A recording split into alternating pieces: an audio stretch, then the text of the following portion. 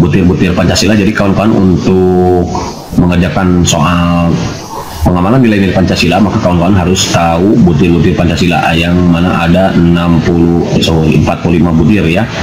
Ini sesuai dengan TAP MPR nomor 1 tahun 2013 kalau nggak salah, 2002, makin lupa gitu ya. Pokoknya ada 45 butir, ini tinggal dibaca aja, nggak harus diingat, harus dihafal gitu ya. Tinggal dibaca, mudah-mudahan ada sedikit pencerahan. Ini untuk sila pertama, butirnya ada 7 butir. Sila kedua itu ada 10 butir, jadi 17. Mengingatkan kembali ya. Sila ketiganya ada 7 butir, jadi 24. Kemudian sila keempat ada 10 butir, berarti 34. Dan sila kelima itu ada 11 butir, jadi 34 tambah 11 ada 45. Berarti ada 45 butir. Dan untuk kesempatan kali ini insya Allah Maki akan membahas soal yang ada kaitannya dengan soal pengamalan Pancasila gitu ya, seperti Maki yang katakan tadi. Namun sebelum lebih jauh ke sana, Maki akan sedikit membahas dulu beberapa soal yang sudah Maki buatkan dan sudah Maki bahas beberapa hari yang lalu terkait dengan soal nomor 6, di mana di sini katanya ya ada soal nomor 6 itu sudah Maki bahas, dan mohon maaf baru Maki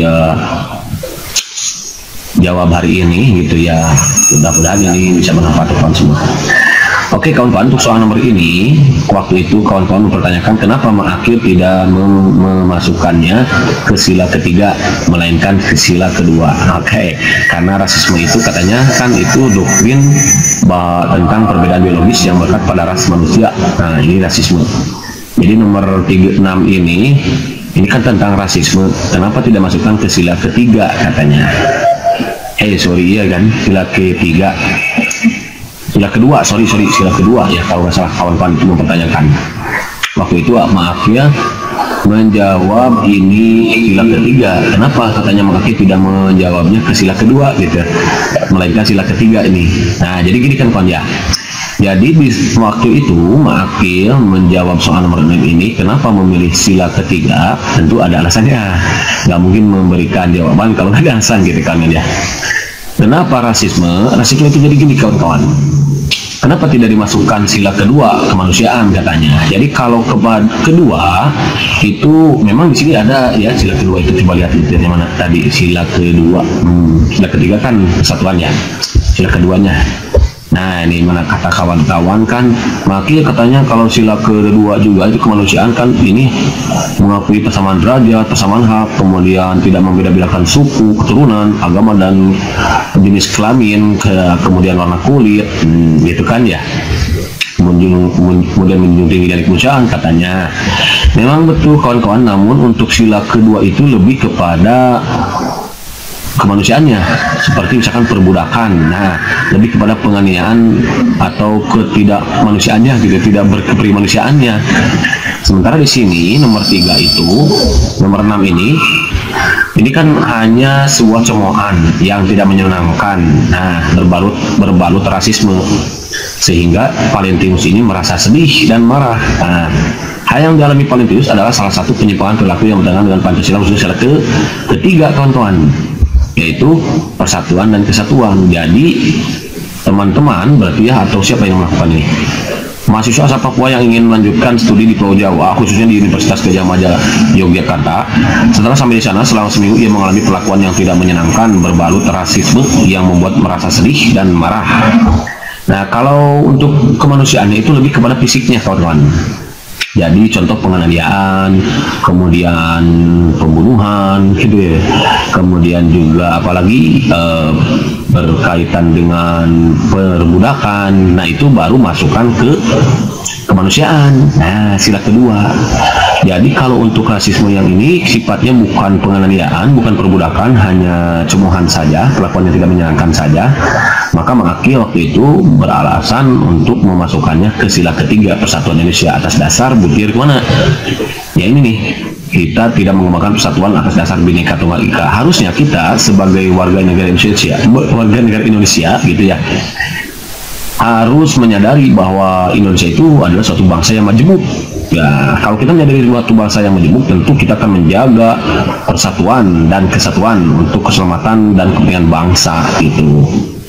Jadi Maaki waktu itu memilih sila ketiga, enggak sila kedua, karena kalau sila kedua itu lebih kepada kemanusiaannya, perbudakannya, penganiayaannya, pembunuhan dan lain sebagainya gitu, yang sifatnya fisik gitu.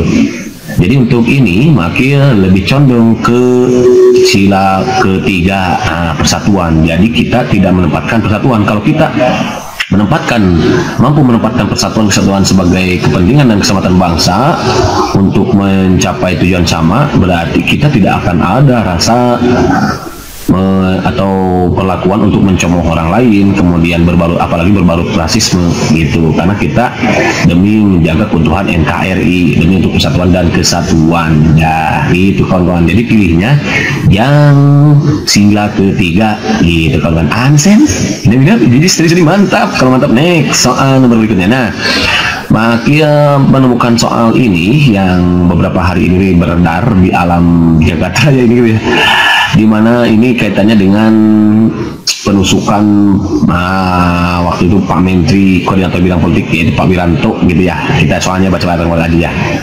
Pelaku penusukan Menteri Koordinator Bidang Politik, Hukum dan Keamanan Menko Polhukam Wiranto SA memiliki harapan ditangkap polisi setelah merasa stres dan takut karena perekrutannya Ajet. Ini pimpinan Jamaah Ansarud Daulah JAD ditangkap polisi. Hal ini termasuk pengalaman Pancasila satu. Jadi gini kan ya. Pertama, ya sudah kita hadapi dulu mereka bisa menjadi Smoibus Solution. Biar apa? Iya betul, biar ada inspirasi gitu kan ya. Oke kawan-kawan, soal nomor 1 ini Maaki lebih condong kepada sila pertama, ketuhanan yang Maha Esa. Kenapa? Karena yang disoroti di sini adalah hal yang melatar belakangi adanya penusukan. Jadi pelaku penusukan nih, ada penusukan. Kemudian penusukan ini dilatar belakangi ternyata oleh seorang yang merupakan jamaah Ansarud Daulah JAD. Nah, gitu. Jadi memang dia penusukan termasuk penganiayaan. Nah, masuknya kepada sila kedua harusnya kemanusiaannya kayak tadi penganiayaan. Namun ternyata penusukan ini dilatar belakangi oleh ini paham nih. Jadi dia menerima suatu ajaran dari perkumpulan dan pimpinan jamaah Ansarud Daulah JAD ini. Lalu dilakukanlah penusukan, maka Maaki lebih cenderung kepada sila ke-1. Jadi hal yang melatar belakanginya adalah adanya kesalahpahaman dan keyakinan bahwa dengan menusuk ini berarti tidak akan menimbulkan suatu gitu. Makanya Maaki lebih condong ke sila ke-1, di mana sila ke-1 ini perlu kita ketahui butirnya ada 7 butir.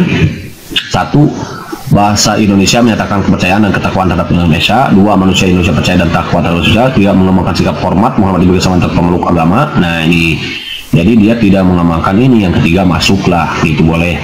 Membina kerukunan hidup antar sesama umat beragama, ini juga boleh masuk. Agama dan kepercayaan terhadap Tuhan Indonesia adalah masalah yang menyangkut hubungan pribadi manusia dengan Tuhannya. Jadi kalau agama dan kepercayaan itu menyangkut hubungan kita dengan Tuhan. Jangan memaksakan suatu paham kepada orang lain gitu. Jangan menjudge orang lain dengan mudah, karena urusan agama itu adalah urusan dirinya dengan Tuhan gitu, dengan Allah Subhanahu wa Ta'ala kalau kita ya berarti.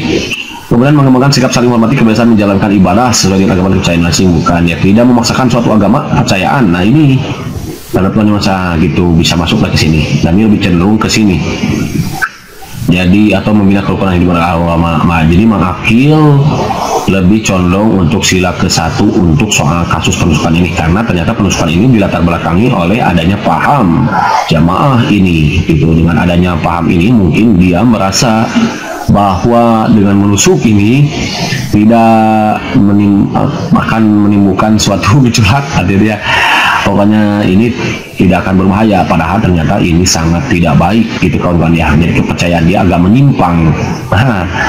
Jadi ini sih Kak. Nah soal ini sebetulnya mirip dengan soal yang sudah Maaki share gitu ya.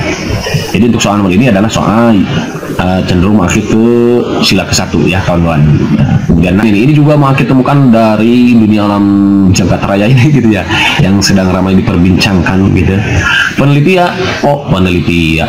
Forum Masyarakat Peduli Parlemen Indonesia Formapi Lucius Karus menilai wacana masa jabatan presiden hingga 3 periode tidaklah tepat, karena di undang-undang nomor berapa itu Maaki lupa ya, bahwa masa jabatan presiden itu 2 kali gitu ya, setelah 1 kali masa jabatan baru dipilih lagi katanya kalau begitu ya. Kawan-kawan silakan cek lagi video-video makin sebelumnya. Lucius mengatakan wacana tersebut berbahaya bagi demokrasi Indonesia. Jelas. Lucius menuturkan sebagai sebuah sistem, wacana masa kepemimpinan presiden 3 periode dinilai bisa menghambat regenerasi. Jadi dianggapnya kalau 3 periode dia akan menghambat regenerasi gitu. Pihaknya mengatakan seharusnya sistem yang ada saat ini diperkuat sebagai suatu sistem demokrasi menjamin regenerasi dan kesinambungan pemimpin termasuk presiden. Wacana di atas kaitannya dengan demokrasi sangat erat dengan Pancasila. Demokrasi terbentuk karena konsistensi sebuah sistem yang kuat.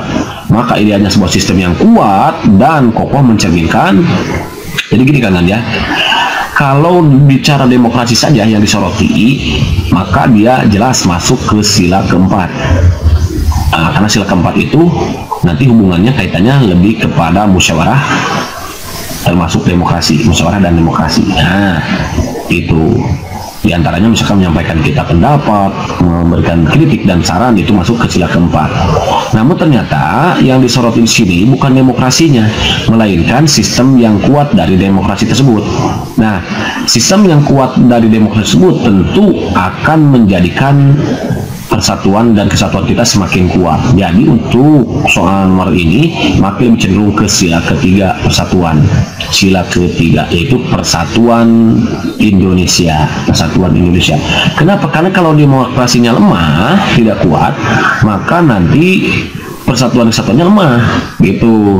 Berbeda ketika demokrasinya kuat, sangat kuat, erat, karena berkaitan dengan konsistensi sebuah sistem yang kuat, maka jelas nanti itu akan menimbulkan persatuan dan kesatuan, gitu, akan menumbuhkan persatuan dan kesatuan dan keutuhan NKRI kita terjaga gitu.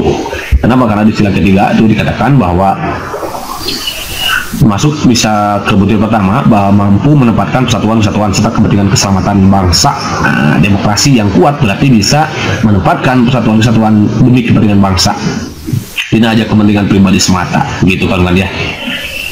Mengembangkan rasa cinta kepada ini, mengembangkan rasa kebanggaan, beruang oke, memelihara kepribadian juga bisa masuk ke sini juga.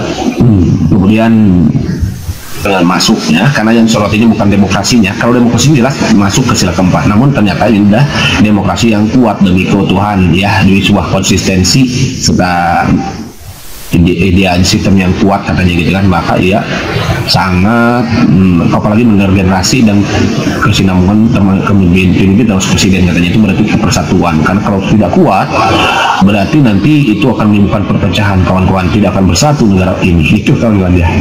Begitu kawan-kawan, aneh, ingat-ingat, jadi mantap.